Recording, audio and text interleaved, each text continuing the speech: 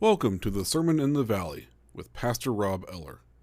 You can find us on Spotify, Google Podcasts, Amazon Music, and iHeartRadio. If you like what you hear, please subscribe to the podcast on any of those platforms and share it with your friends and family. Thank you.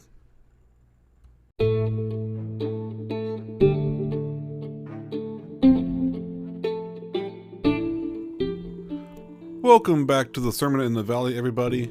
Pastor Rob Eller here with your Monday sermon episode with the gospel lesson and my sermon from yesterday, August 6th, the 10th Sunday after Pentecost. A little note about this sermon.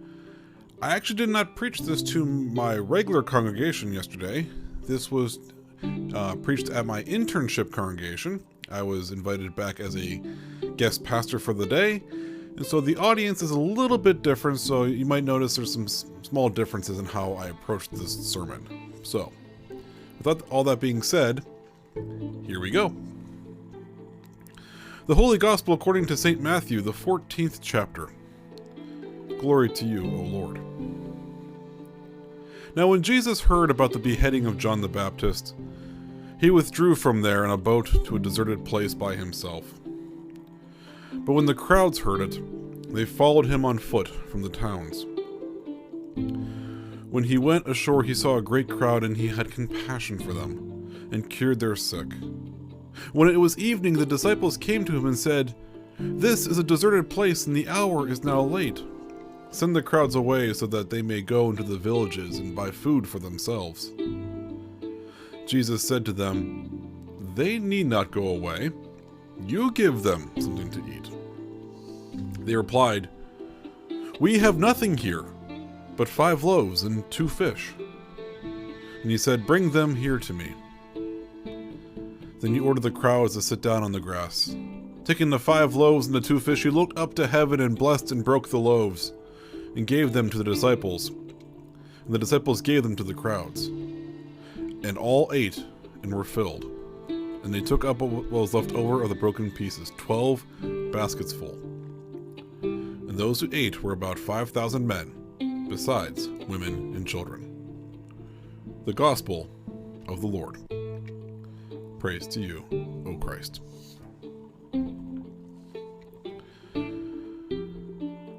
When I saw what the readings were, I couldn't help but think, you've got a softball there you could so easily hit out of the park. The feeding of the multitudes is one of Jesus' most well-known miracles. So well-known that it appears in all 4 of the Gospels and is so easily relatable to all of us. One of my favorite parts of being on internship here was our monthly volunteer day at Christ's Table Feeding Ministry. It was so fulfilling being able to help those in need with a hot meal. I remember the one month we were doing the carry-out meals from the back door, we gave out over 500 meals in one day. That was astounding, and I'm still in awe of that 3 years later. I love that ministry and the impact it has so much. I'm trying to find a way to replicate it in my area if it's at all possible. We live in a society that is based on the fear of scarcity. That there is never quite enough for everyone. So we hoard what we can, even if that means others can't get enough. There is no denying this. The pandemic has proven that. It started with the panic buying of toilet paper, of all things.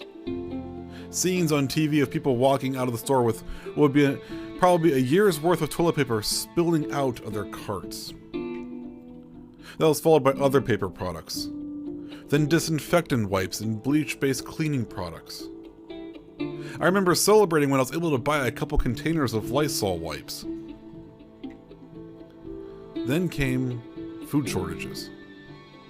The governor had just announced the stay-at-home order that would go into effect, and I went out to do the usual grocery shopping for my family on a Friday. I go to the Aldi we usually shop at in Columbus to find chaos and empty shelves. I pushed my cart around, feeling dejected. I called my wife in a panic because I couldn't find anything we needed. She told me to go and try another store. So I left my empty shopping cart and walked out. On my way to another store, my dejection turned to anger at the people filled with the fear of scarcity who were panic buying enough food to last months. Because I wasn't able to be able to feed my family if the shelves were all bare. Between trips to another Aldi, a Kroger, and a Giant Eagle, I was able to get almost everything on my list. And what I couldn't find, I substituted with other items. My frustration of wanting to tell everyone there will always be enough to go around turned back to me, with God telling me, see, there is enough for you.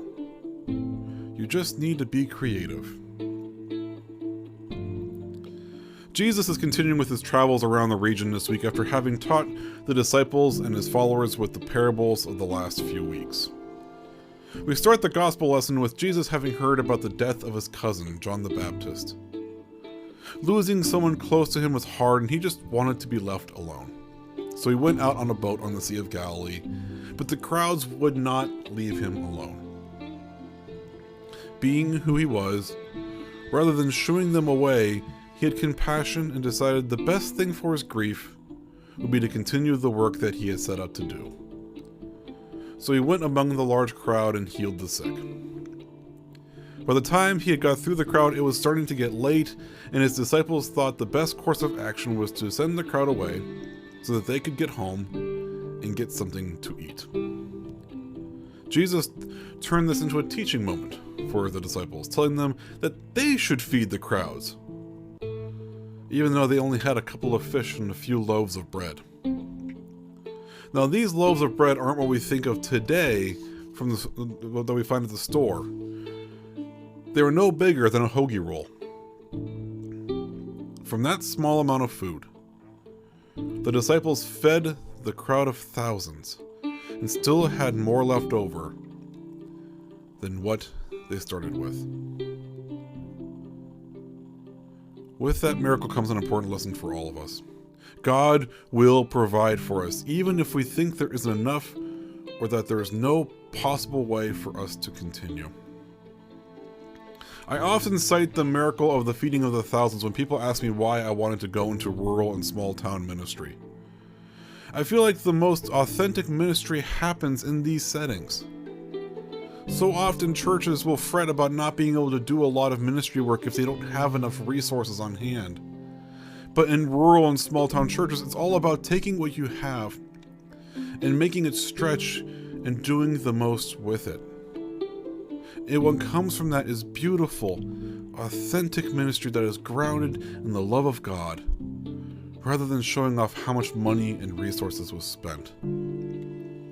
I've been in churches where the leadership spends more time showing off their building and everything inside of it, rather than telling me what they do for the surrounding community. I recently heard a story about a dying congregation that when they looked at their declining membership and the money they had in the bank, they realized they only had 2 years left before they would have to close.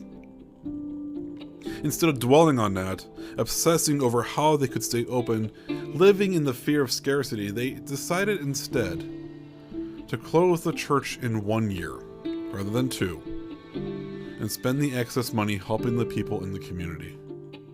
If you needed repairs around the house, the church took care of that. Falling behind on your bills, the church took care of that.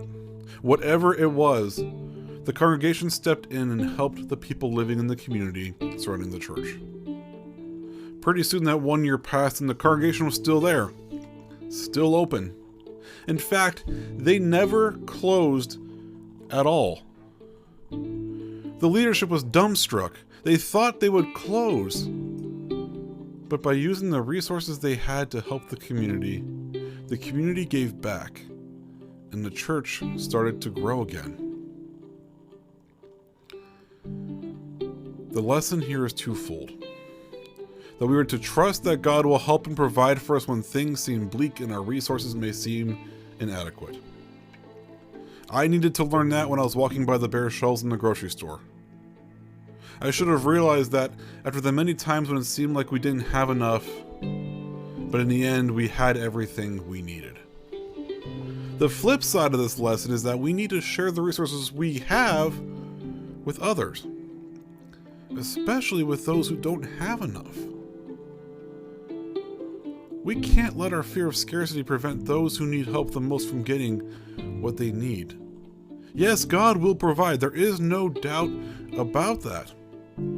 It says so in Scripture. But God is using us to help provide, using us as His tools and His means to reach people. We're given the extra resources to be able to do that. I would say God can't do it alone, but that would be false because God could. Instead, it's up to us because then we begin to understand the mission God has for us. In the Epistle of James, we are told that if a brother or sister is naked and lacks daily food, and one of you says to them, "Go in peace, keep warm and eat your fill," and yet you do not supply their bodily needs, what is the good of that? And in the first letter of John, how does God's love abide in anyone who has the world's goods and sees a brother or sister in need and yet refuses to help? We have the resources. We need to be the ones to go out and help those in need. It's our Christian duty to do so. If we don't, what good is our faith then? And that James passage I quoted, it ends with, "Faith without works is dead." Now I know I'm walking that fine line of works righteousness, but what I'm saying is there's work to be done, and if we don't do that work, our faith is then for nothing. When we think there isn't enough to go around, God invites us in to see that there is. That is what the prophet was telling the Judean exiles in our Isaiah reading. Come forward, eat and drink, have your fill, because there is always going to be enough. We focus so much on what doesn't matter and what we don't need that it blinds us to the truth. That feast is the great equalizer, where we all come together, rich and poor, to share in the food that God sets before us. To finish off, I want to share a poem one of my seminary professors shared on Facebook recently. It's by Cordelia Baker Pierce, and it gives a different perspective of the miracle of the feeding of the 5,000. From the point of view of the mother, the boy who had the fish and bread that was given out. I packed 5 cakes of bread and 2 small fishes.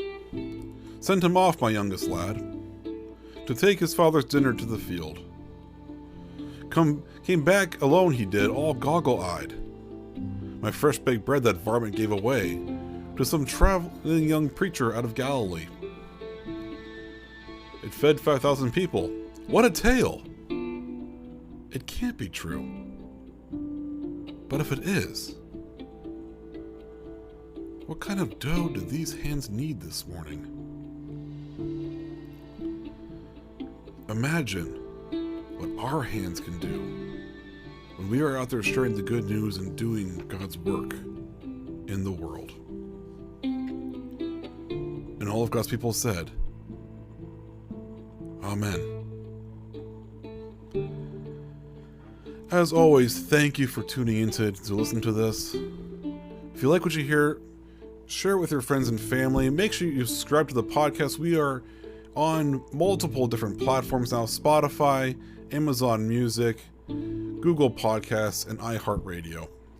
Find us anywhere on any of those platforms. God's peace be with all of you. Have a blessed day.